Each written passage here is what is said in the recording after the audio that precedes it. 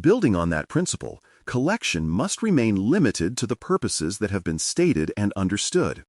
Each purpose defines a boundary of legitimacy. Gathering extra information, just in case, creates both liability and mistrust.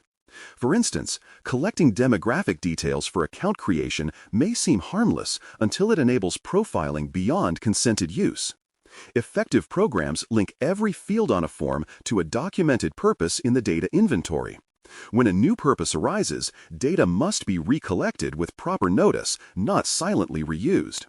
Limiting collection to stated purposes preserves credibility and demonstrates that privacy rules are operational, not theoretical. From there, defaulting to deny unnecessary attributes reinforces restraint. Systems should start closed, opening only where justification exists. Developers and analysts may request attributes, but approval should depend on a clear business case and risk review. Imagine a developer building a recommendation engine who wants full location data but only needs the city field. By denying unnecessary precision, privacy remains intact without impairing function. Default deny aligns technology with the human principle of need to know. It flips the cultural norm from collecting freely to justifying deliberately, an essential mindset for modern data governance. Pseudonymization and de-identification techniques offer a middle ground between usability and protection. Pseudonymization replaces direct identifiers like names or IDs with tokens, while de-identification removes any element that can reasonably relink to a person. Each approach reduces exposure during analysis or sharing. For example, replacing customer IDs with random tokens allows analysts to study buying patterns without seeing who the customers are. The choice depends on purpose: de-identification for research, pseudonymization for operational processing.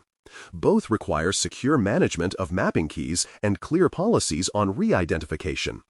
These measures prove that privacy can coexist with data-driven insight. Sharing data with clear boundaries is another pillar of lawful processing. Internal teams and external partners must receive only what they need and no more.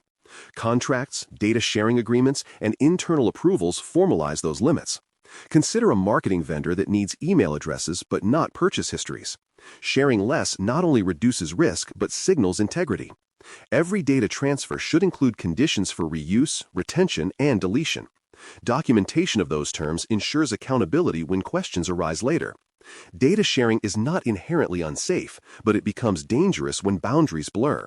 Explicit limits transform sharing from a trust hazard into a trust exercise. Consent language must remain plain, granular, and truthful. Individuals should know exactly what they are agreeing to in language that fits everyday understanding. Long, dense policies discourage reading and breed suspicion. Instead, offer simple options with real choice. Separate toggles for communications, analytics, or personalization. For example, a short explanation like, "We use your location to suggest nearby services," is clearer than pages of legal text. Granularity empowers users to manage their exposure. Honest simplicity builds loyalty faster than persuasive complexity. When consent is clear and voluntary, compliance aligns with user respect. When processing involves children's data, additional safeguards apply because minors cannot provide fully informed consent. Parental authorization, age verification, and simplified privacy notices are common requirements. For instance, a learning platform might require guardian consent before account creation and display friendly explanations written for young readers.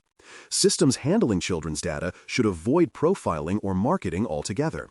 Beyond law, this reflects ethical responsibility, protecting those least able to protect themselves.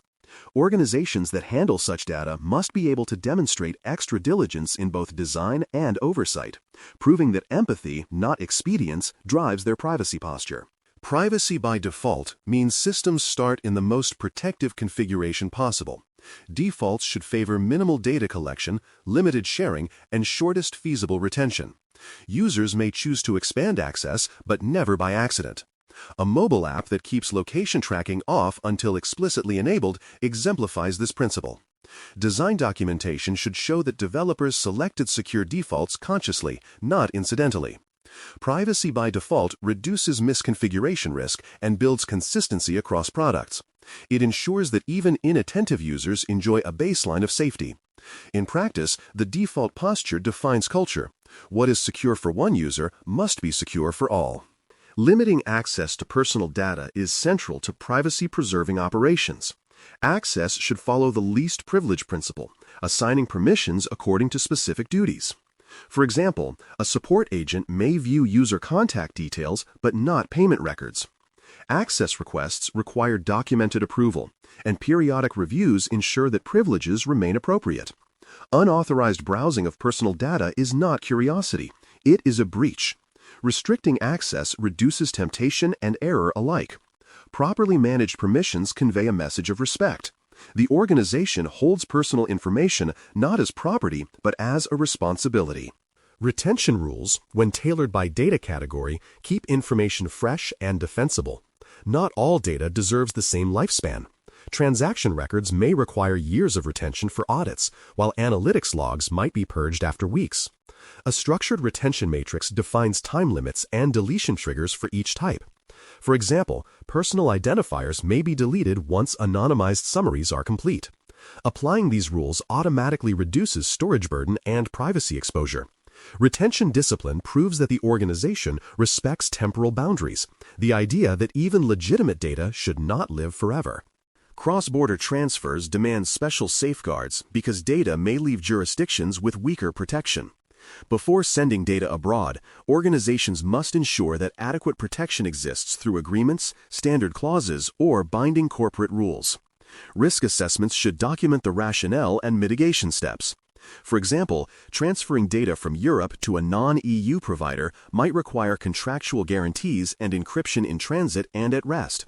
Transparent disclosures to users further reduce risk by removing surprise. Cross-border movement is often unavoidable, but unmanaged transfer undermines every other control. Sound governance turns global connectivity into compliant collaboration. In the end, processing aligned with promises sustains privacy as a living commitment. Every safeguard, from limited collection to proof of consent, proves that the organization does what it says.